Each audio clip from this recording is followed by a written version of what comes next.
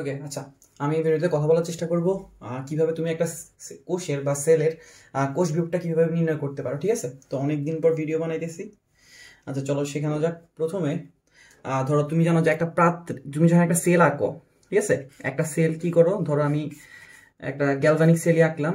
একটা গ্যালভানিক সেলে তুমি কি নাও, একটা অ্যানোড আর একটা কি নাও, ক্যাথোড নাও। ঠিক আছে, তো তুমি যখন একটা সেলের পটেনশিয়াল বের করতে যাবা, ঠিক আছে, প্রমাণ কোষ বিভব, তখন কিভাবে বের করবা? তুমি অ্যানোডের যে কোষ বিভবটা আছে আর ক্যাথোডের যে কোষ বিভবটা আছে দুটোটা কি করে দিবা, যোগ করে দিবা। ঠিক আছে, কোন একটা সেলের কোষ বিভব কিভাবে বের করবা? অ্যানোডের কোষ বিভব আর ক্যাথোডের কোষ বিভব দুটোটা কি করে দিবা, যোগ করে দিবা। আচ্ছা, তো অ্যানোডের স্পেশালিটিটা কি আর ক্যাথোডের কোষ বিভবের স্পেশালিটিটা কি? ঠিক আছে, অ্যানোড যখন আমি কোষ বিভব লিখবো তখন অ্যানোডকে লেখার উপায় হয়েছে ধাতুকে লিখবো আগে, ধাতব আয়নকে লিখবো পরে। ঠিক আছে, কি বললাম যে অ্যানোডকে লেখার উপায় হইতেছে কি, ধাতু আগে ধাতব আয়ন পরে। এটা কি, এটা কিসের জন্য? অ্যানোডের জন্য। আর ক্যাথোডেরকে লেখার উপায় হয়েছে কি, ক্যাথোডকে লেখার উপায় হচ্ছে উল্টাটা, ধাতব আয়নকে আগে লিখবা আর ধাতুটাকে কি লিখবা, পরে লিখবা। ঠিক আছে, তাহলে আমি কি বললাম যে অ্যানোড আর অ্যানোডের কোষ বিভব আর ক্যাথোডের কোষ বিভব দুটোটা কি করে দিব, যোগ করে দিব। ঠিক আছে, আর অ্যানোডকে লেখার উপায় কি, ধাতু আগে লিখবো দেন স্ল্যাশ দিয়ে ধাতব আয়ন, আর ক্যাথোডকে কিভাবে লিখবো, ধাতব আয়নকে আগে লিখে দেন হচ্ছে স্ল্যাশ দিয়ে কি করবো, ধাতুটাকে লিখবো। যেমন আমরা যদি একটা গ্যালভানিক সেলের কথাই বলি, যে গ্যালভানিক সেল আমরা কি করি, জিঙ্ক একটা অ্যানোড ইউজ করি আর ওখানে যে দ্রবণটা ইউজ করি এটা কিসের দ্রবণ হবে, জিঙ্ক সালফেটের দ্রবণ। আর আমরা ক্যাথোড হিসেবে কাকে ইউজ করি, কপারকে। আর এখানে যে দ্রবণটা ইউজ করি এটা কিসের দ্রবণ হয়, কপার সালফেটের দ্রবণ। ঠিক আছে, আর তোমাকে আমি কিভাবে লিখতে বলছি, অ্যানোডটাকে কিভাবে লিখবা, তুমি ধাতু দিয়ে স্ল্যাশ দিয়ে ধাতব আয়নকে লিখবা। তাহলে তোমার এখানে অ্যানোডটা কে, জিঙ্ক, তাহলে তুমি জিঙ্ক ধাতুকে আগে লিখবা, স্ল্যাশ দিবা, জিঙ্কের আয়ন, জিঙ্কের আয়ন আমরা সবাই জানি কত হয়, 2+। ঠিক আছে, আচ্ছা এরপরে দেখতেছো ক্যাথোড হিসেবে কাকে ইউজ করছো, কপারকে। কিন্তু তুমি কি, কপার যেহেতু ক্যাথোড, ক্যাথোডকে লেখার উপায় কি বলছি তোমাকে, যে ধাতব আয়নকে আগে লিখবা। তাহলে কপারের ধাতব আয়ন কত, আমরা সবাই জানি কপারের ধাতব আয়ন হচ্ছে Cu2+। ঠিক আছে, আর ধাতু আকারে কপার কি হিসেবে কাজ করবে, Cu। ঠিক আছে, তাহলে এই যে কোষ বিভব আর এই যে কোষ বিভব দুটোটা কোষ বিভব কি করব, যোগ করে দিলে আমরা কি পাই যাব, টোটাল যে সেলটা বলছি ওই সেলটার বিভব পাই যাবো। ঠিক আছে, তাহলে আমি কি বোঝানোর চেষ্টা করছি, যে কোন একটা সেলের কোষ বিভব কিভাবে বের করব, অ্যানোডের কোষ বিভব আর ক্যাথোডের কোষ বিভব দুটোটা কি করে দিব, যোগ করে দিব। ঠিক আছে, আচ্ছা তাহলে তোমাকে একটু যদি বোঝানোর জন্য আমি তোমাকে একটা, আর এটা তোমার শিখতে গেলে তোমার একটা কোষকে কিভাবে রিপ্রেজেন্ট করতে যাও, মানে একটা সেলকে কিভাবে রিপ্রেজেন্ট করতে যাও, ওই রিপ্রেজেন্ট করাটাও শিখা লাগবে। ঠিক আছে, কেন? কারণ তোমার প্রশ্নে একটা প্রশ্ন দেওয়ার সময় তোমাকে কি করবে, সাজাই দিবে যে একটা সেল কিভাবে রিপ্রেজেন্ট হয়েছে এটা দিয়ে দিবে। তুমি ওই সেল রিপ্রেজেন্টটা দেখেই বুঝতে হবে যে তোমার এখানে অ্যানোডকে আর ক্যাথোডকে। লাইক আমার এখানে যে গ্যালভানিক সেলটা নিয়েছিলাম, জিঙ্ক সালফেট, কপার সালফেট, এই সেলটাকে যদি আমি রিপ্রেজেন্ট করতে যাই তাহলে কিভাবে রিপ্রেজেন্ট করব? প্রথমে মনে রাখবা জিঙ্ক, আচ্ছা প্রথমে মনে রাখবা মাঝখানে আমরা যে লবণ সেতু ইউজ করি, এই লবণ সেতুর জন্য আমরা সবসময় কি দেই, একটা ডাবল বার দেই। ঠিক আছে, লবণ সেতুর জন্য আমরা কি দেই, দুইটা ডাবল বার। ওকে, আর লবণ সেতুর বাম দিকে লিখবো আমরা অ্যানোডের পার্ট, লবণ সেতুর বাম দিকে লিখবো আমরা অ্যানোডের পার্ট, আর ডান দিকে কি লিখবো, ক্যাথোডের পার্ট। কি বললাম, যে একটা লবণ সেতুর বাম দিকে লিখবো অ্যানোডের পার্ট আর ডান দিকে কি লিখবো, ক্যাথোডের পার্ট। আচ্ছা, অ্যানোডের পার্টটাকে লেখার উপায় আমরা অলরেডি জানি গেছি, কি করতে হবে, প্রথমে ধাতুকে লেখা লাগবে, স্ল্যাশ দিয়ে ধাতব আয়নকে লেখা লাগবে, রাইট। আর ক্যাথোডের পার্টটাকে কি করতে বলছি, প্রথমে ধাতব আয়নকে লিখবো দেন কপারকে, ধাতবটাকে লিখবো। তাহলে এখানে কি হয়ে গেল, আমার একটা কোষকে রিপ্রেজেন্ট করা হয়ে গেল। ঠিক আছে, তো তুমি একটা কোষ যদি এরকম দেওয়া থাকে তাহলে তুমি দেখে বুঝবা যে এই পার্টটা আসলে কি হিসেবে কাজ করতেছে, অ্যানোড, আর এই পার্টটা কি হিসেবে কাজ করতেছে, ক্যাথোড। মানে তোমার একটা যে লবণ সেতুর বাম দিকে থাকে অ্যানোড, ডান দিকে থাকে ক্যাথোড। ঠিক আছে, আর ধাতুকে লেখার অ্যানোডকে লেখার উপায় কি, ধাতু স্ল্যাশ ধাতব আয়ন, আর ক্যাথোডকে কিভাবে লিখবা, ধাতব আয়ন স্ল্যাশ ধাতু। তো চলো তোমাকে একটা করে দেখাই। প্রথমে যদি আমি একটা সেলের কথা বলি, আচ্ছা আমি নিজের মতো একটা সেল বানাই দিই, যেমন A/A3+। ঠিক আছে, ডাবল স্ল্যাশ B2+/B। ঠিক আছে, আচ্ছা এখানে একটু বলে নেওয়া ভালো যে তোমার সেলটাকে যখন রিপ্রেজেন্ট করার সময় এদের অবস্থাটা বলে দিতে হবে। যেমন জিঙ্ক যেহেতু ধাতু আকার আছে তাহলে এটা কি অবস্থায় আছে, সলিড। জিঙ্ক 2+, এটা যেহেতু আয়ন আকারে আছে, আয়ন কখন হয় বলতো, অ্যাকুয়াস সলিউশনে গেলে। এখানে কপার 2+, এটার অবস্থা কি, অ্যাকুয়াস, আর কপারটা কি অবস্থা আছে, সলিড। অবস্থাগুলো প্রকাশ করে দেওয়া লাগে। ঠিক আছে, তো এটা একটু খেয়াল করবা। আচ্ছা তাহলে এখন আমরা যেহেতু একটা প্রশ্ন সাজাইতেছি, প্রশ্নটা কি লিখলাম, A3+ ডাবল বার B2+B। ওকে, তো তোমাকে এটা একটা সেল দেওয়া হইলো, ঠিক আছে, তোমাকে সেলটার মধ্যে কি দেওয়া আছে, ধরো তোমাকে A3 + A সমান সমান দেওয়া আছে ধরো তোমাকে 2.3, ওকে, আর B2 + B দেওয়া আছে দেখো কত, ধরো 0.67। তোমাকে জিজ্ঞেস করে যে এই যে সেলটা আছে এই সেলের পটেনশিয়াল কত, ঠিক আছে, সেলের পটেনশিয়ালটা কত হবে, ঠিক আছে। তোমাকে কি বলছি, কোন একটা সেলের যে প্রমাণ কোষ বিভব বা ই নট সেল, এটা কিভাবে বের করবা, তুমি কি করবা, অ্যানোডের যে পার্ট আছে আর ক্যাথোডের যে পার্ট আছে এই দুটোটা কি করে দিবা, যোগ করে দিবা, ঠিক আছে। কি বলছি, কোন একটা সেলের পটেনশিয়াল কিভাবে বের করবা, অ্যানোডের পার্ট আর ক্যাথোডের পার্টটা কি করে দিব, যোগ করে দিব।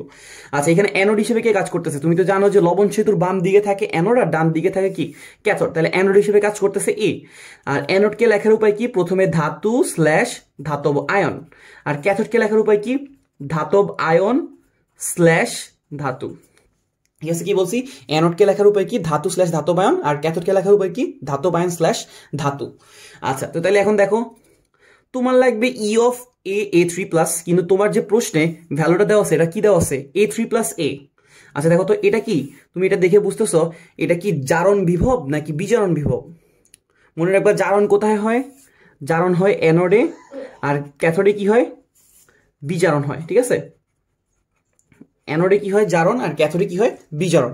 যেহেতু A3+, এটা কি বুঝাইতেছে, জারণ বিভব বুঝাইতেছে। তাহলে তোমার প্রশ্নে কি জারণ বিভব দেওয়া আছে না বিজারণ বিভব দেওয়া আছে, প্রশ্নে দেওয়া আছে বিজারণ বিভব।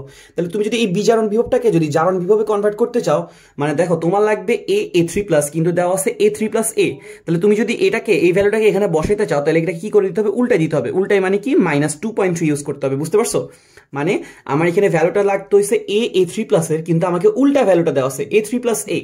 A3+A এর ভ্যালু দেওয়া আছে 2.3, তাহলে A3+ এর ভ্যালুটা হবে কত, -2.3, বুঝছি। আচ্ছা, এরপরে B2+B কিন্তু আমাকে ডাইরেক্ট দেওয়া আছে কত, 0.67। তাহলে আমি কি করব, এই দুইটাকে কি করে দিব, যোগ করে দিয়ে একটা সেল, যে সেলটার কথা বললাম এই সেলের পটেনশিয়ালটা কি করে ফেলতে পারবো, ক্যালকুলেট করে ফেলতে পারবো। তাহলে -2.3 + 0.67 যোগ করলে আসে -1.63। তাহলে আমরা কি করতে পারছি, এই যে সেলটার কথা বললাম এই সেলটার কি করে ফেলছি, পটেনশিয়ালটা বের করে ফেলতে পারছি, ঠিক আছে, প্রমাণ কোষ বিভব। তো এরকম করে আমরা কি করতে পারবো, যে কোনো জিনিসে কি করতে পারবো, কোষ বিভবটা ক্যালকুলেট করতে পারবো, ঠিক আছে। আচ্ছা, এখন এই কোষ বিভবটা ক্যালকুলেট করে কি হবে, তোমার প্রশ্নে কি সবসময় কি কোষ বিভব চাবে, না, প্রশ্নে তোমাকে জিজ্ঞেস করতে পারে স্বতঃস্ফূর্ত কিনা, বা এই জিনিসটাকে এটার পাত্রে রাখা যাবে নাকি যাবে না, ঠিক আছে। তো এটা বোঝার উপায় হচ্ছে কি, তুমি যে ই নট সেলটা বের করছো, এই ই নট সেলটা যদি কি হয় 0 থেকে বড় হয়, তাহলে বিক্রিয়াটা কি হবে, সবসময় মনে রাখবা যে বিক্রিয়াটা স্বতঃস্ফূর্ত হবে। কি বললাম, যদি ই নট সেলের মান কি হয় 0 থেকে বড় হয়, তাহলে বিক্রিয়াটা সবসময় কি হবে, স্বতঃস্ফূর্ত হবে। আর বিক্রিয়াটা যদি স্বতঃস্ফূর্ত হয় তাহলে ওইটাকে পাত্রে রাখা যাবে না। কি বললাম, যে তুমি যে ইনট সেলটা ক্যালকুলেট করছো, এই ইনট সেলটার ভ্যালু যদি কি হয় 0 থেকে বড় হয়, তাহলে বিক্রিয়াটা কি হবে, স্বতঃস্ফূর্ত হবে। স্বতঃস্ফূর্ত মানে কি, নিজে নিজেই বিক্রিয়া হয়ে যাবে। যদি নিজে নিজে বিক্রিয়া হয় তাহলে পাত্রটা ক্ষয় হয়ে যায়, ঠিক আছে, এই জন্য আমি এটাকে পাত্রে রাখতে পারবো না। আর যদি ইনট সেল, এই যে ইনট সেলটার কথা বললাম, এই ইনট সেলটার ভ্যালুটা কি হয় 0 থেকে ছোট হয়, তাহলে বিক্রিয়াটা স্বতঃস্ফূর্ত হবে নাকি হবে না, স্বতঃস্ফূর্ত নয়, তখন পাত্রে রাখা যাবে, ঠিক আছে। যেহেতু বিক্রিয়াটা স্বতঃস্ফূর্ত নয়, তার মানে বিক্রিয়াটা নিজে নিজে ঘটবে না। যদি নিজে নিজে না ঘটে তাহলে আমি পাত্রের মধ্যে কি করতে পারবো, রাখতে পারবো, কারণ তাহলে আর পাত্র ক্ষয় হওয়ার কোনো রকম চান্স নাই। যেমন আমি যেখানে বিক্রিয়াটা করলাম, এই বিক্রিয়াটার ই নট সেলের মানটা কি আসছে, নেগেটিভ। নেগেটিভ আসলে কি হবে, বিক্রিয়াটা স্বতঃস্ফূর্ত নয়, ঠিক আছে। তার মানে আমি এটাকে পাত্রের, মানে একজনের পাত্রে আরেকজনকে কি করতে পারবো, রাখতে পারবো। এটা তো এরকম টাইপের প্রশ্ন তোমাকে দিবে যে এটার লোহার পাত্রে কপারকে রাখা যাবে কিনা, বা কপারের পাত্রে লোহাকে রাখা যাবে কিনা, ঠিক আছে। তো এরকম কিছু প্রশ্ন আসতে পারে। ওকে, আচ্ছা ধরো তোমাকে একটা প্রশ্ন দেওয়া হইলো যে কি, লোহার পাত্রে, এরকম প্রশ্ন প্রায় সময় আসে, লোহার পাত্রে জিঙ্ক সালফেট রাখা যাবে নাকি, মানে কি তুমি একটা লোহার পাত্র নিলে ওই পাত্রটার মধ্যে কি জিঙ্ক সালফেটটা কি রাখা নিরাপদ নাকি নিরাপদ নয়, ঠিক আছে। তো তুমি এই জিনিসটা কিসের উপর ভিত্তি করে করতে পারো, তোমার যে কোষ বিভব আছে ওই কোষ বিভবের ভিত্তি করে করতে পারো, ঠিক আছে। মানে ইনট সেল ক্যালকুলেট করে করতে পারো, ঠিক আছে।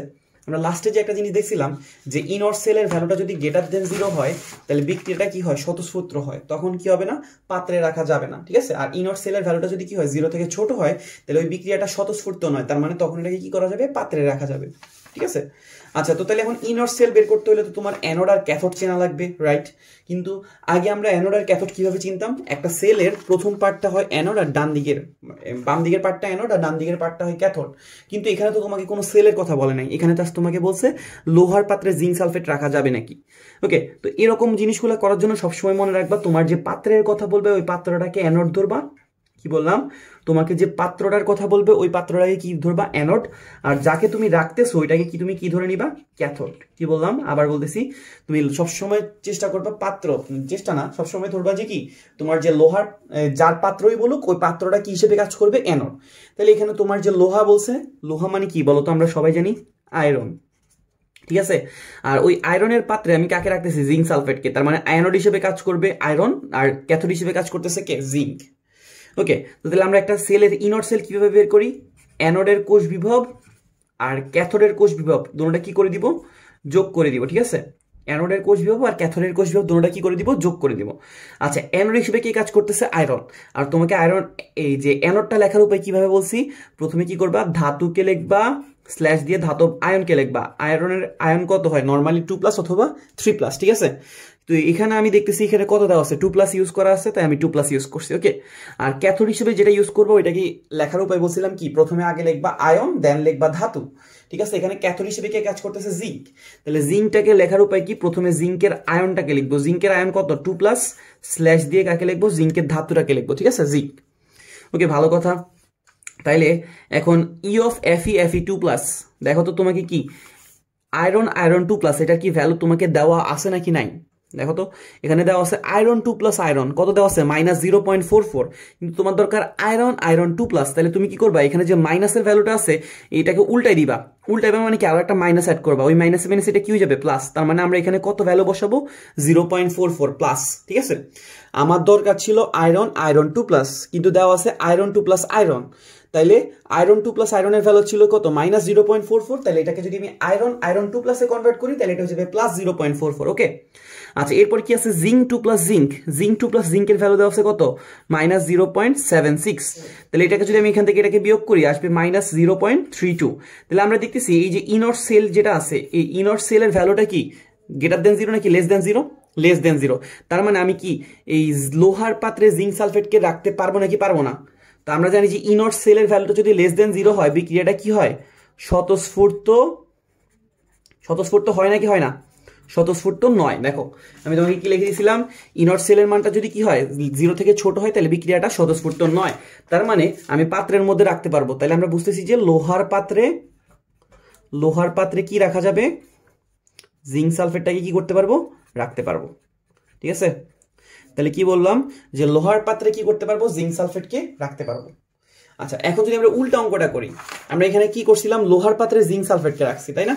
এখন উল্টা প্রশ্ন দিলাম। ধরো আমি তোমাকে বললাম যে জিঙ্ক পাত্রে ফেরাস সালফেট রাখা যাবে কিনা, এই ম্যাটটা করি। কি বললাম? উল্টাই দিয়ে বললাম যে জিঙ্ক পাত্রে ফেরাস সালফেট রাখা যাবে কিনা। তাহলে এখানে দেখো তো পাত্র কার কথা বলছে? এখানে পাত্র কার কথা বলছে? জিঙ্ক। তার মানে যেটা পাত্র তোমাকে বলছে ওইটাকে কি ধরতে? অ্যানোড ধরতে। তাহলে ফেরাস সালফেটটা কি হিসেবে কাজ করবে? ক্যাথোড, ঠিক আছে। যেটা পাত্র ওইটা হবে কি? অ্যানোড। তাহলে আমরা কিভাবে বের করব পাত্রের অঙ্কগুলো? কিভাবে বের করব? আমরা কি করব? ইনর সেল মানে প্রমাণ কোষ বিভব বের করবো। আর এটা বের করার উপায় কি? অ্যানোডের কোষ বিভব আর ক্যাথোডের কোষ বিভব কি করা? যোগ করা, ঠিক আছে। আচ্ছা, অ্যানোডের কোষ বিভব মানে কি? এখানে অ্যানোড হিসেবে কে কাজ করতেছে? জিঙ্ক। আর অ্যানোডকে লেখার উপায় কি? ধাতু স্ল্যাশ ধাতব আয়ন। আর ক্যাথোডটাকে লেখার উপায় কি? ধাতব আয়ন স্ল্যাশ ধাতু। এখানে ক্যাথোড হিসেবে কে কাজ করতেছে? আয়রন। তাহলে ধাতব আয়ন মানে কি? আয়রনের আয়ন কত? 2+ স্ল্যাশ আয়রনের ধাতু, ঠিক আছে।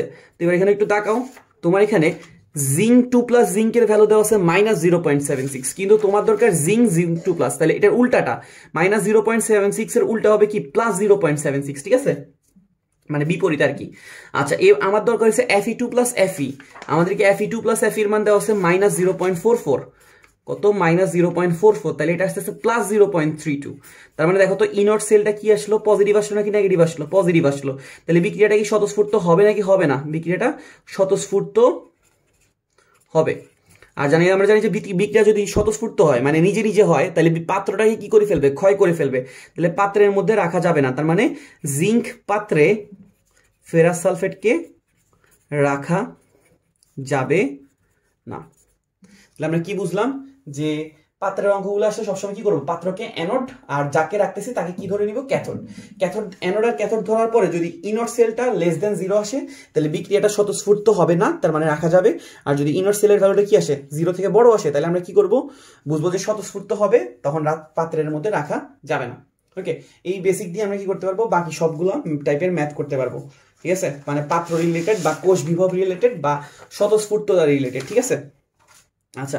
তো এখন ধরো তোমাকে এমসিকিউতে বললো, তাহলে এমসিকিউতে তুমি ম্যাথ না করে কিভাবে সক্রিয়তা সিরিজ দেখেও তুমি কি করতে পারো,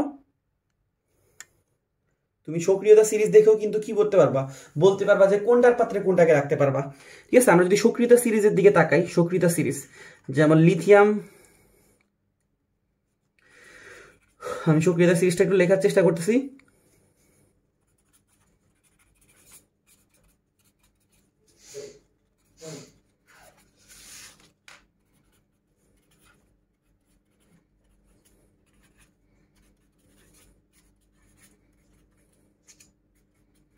ঠিক আছে, আচ্ছা এখানে আমি কি একটা বড় একটা লাইন লিখছি, বড় লাইনটা হইতেছে কি, তোমার যে সক্রিয়তা সিরিজ বলে আমরা একটা জিনিস চিনি, এটা কি, এটা আমি কি লেখার চেষ্টা করছি, এটা লেখার চেষ্টা করছি সক্রিয়তা সিরিজ। ঠিক আছে, আচ্ছা ভালো কথা। তো সক্রিয়তা সিরিজে কি আছে, সবার উপর আছে lithium, potassium, beryllium, calcium, sodium, magnesium, aluminium, তারপর আছে কি আয়রন, ক্যাডমিয়াম, কোবাল্ট, নিকেল, তারপরে কি আছে, এটা এস না, এটা হবে এস এন মানে টিন। ঠিক আছে, এস এন, তারপরে লেড, তারপরে hydrogen, copper, mercury, silver, platinum, তারপরে কি লিখছি, অরাম। ওকে, সক্রিয়তা সিরিজটা কিসের উপর বেস করে তৈরি হয়েছে, কিসের উপর ভিত্তি করে তৈরি হয়েছে, জারণ বিভবের উপর। ঠিক আছে, কিসের উপর ভিত্তি করে তৈরি হয়েছে, জারণ বিভবের উপর। যার জারণ বিভব বেশি সে আছে উপরে, আর যার জারণ বিভব কম সে আছে কোথায়, নিচে। ঠিক আছে, এদের জারণ বিভবটা কি হবে, উচ্চ জারণ বিভব। আর একদম তলানিতে যে আছে মানে অরাম মানে গোল্ড, এটার কি জারণ বিভবটা কি হবে, নিম্ন। আচ্ছা, এর যদি জারণ বিভব নিম্ন হয় তাহলে এর বিজারণ বিভবটা কি হবে, সর্বোচ্চ, আর এর বিজারণ বিভবটা কি হবে, সর্বনিম্ন। ঠিক আছে, কারণ আমরা জানি যে জারণ বিভব আর বিজারণ বিভব দুটোটা সেম হয়, জাস্ট একটা প্লাস হইলে আর একটা মাইনাস হয়, একটা মাইনাস হইলে আর একটা প্লাস হয়। ঠিক আছে, বিপরীত। আচ্ছা ভালো কথা, তাহলে আমরা কি বললাম, সক্রিয়তা সিরিজটা তুমি একটু মুখস্থ রাখার চেষ্টা করবা, কারণ অনেক জায়গায় তোমার কাজে লাগবে। তুমি অ্যানোড আর ক্যাথোড চেনার ক্ষেত্রেও কাজে লাগতে পারে। তোমাকে যদি কেউ জিজ্ঞেস করে যে তুমি দুইটা জিনিস কিনিলা, কোনটাকে অ্যানোড হিসেবে ইউজ করবে, কোনটা ক্যাথোড হিসেবে ইউজ করবে, ওকে, তখন তোমার সক্রিয়তা সিরিজটা দরকার হবে। আচ্ছা ভালো কথা, তাহলে এখন কি হবে, তুমি সক্রিয়তা সিরিজ দিয়ে কিভাবে অঙ্ক করতে পারো, মনে রাখবা, যদি পাত্র যদি সক্রিয়তা সিরিজে উপরে হয় আর দ্রবণটা যদি কি হয়, দ্রবণ নিচে হয়, তাহলে ওই জিনিসটাকে পাত্রের মধ্যে রাখা যাবে না। ঠিক আছে, রাখা যাবে না। কি বললাম, পাত্র যদি উপরে হয় আর দ্রবণ যদি নিচে হয় তাহলে ওই জিনিসটাকে, দ্রবণটাকে পাত্রের মধ্যে রাখা যাবে না। আর যদি কি হয়, পাত্র নিচে হয় আর দ্রবণটা কি হয়, উপরে, তাইলে ওই পাত্রের মধ্যে রাখা যাবে। ঠিক আছে, ওই পাত্রের মধ্যে কি করা যাবে, রাখা যাবে।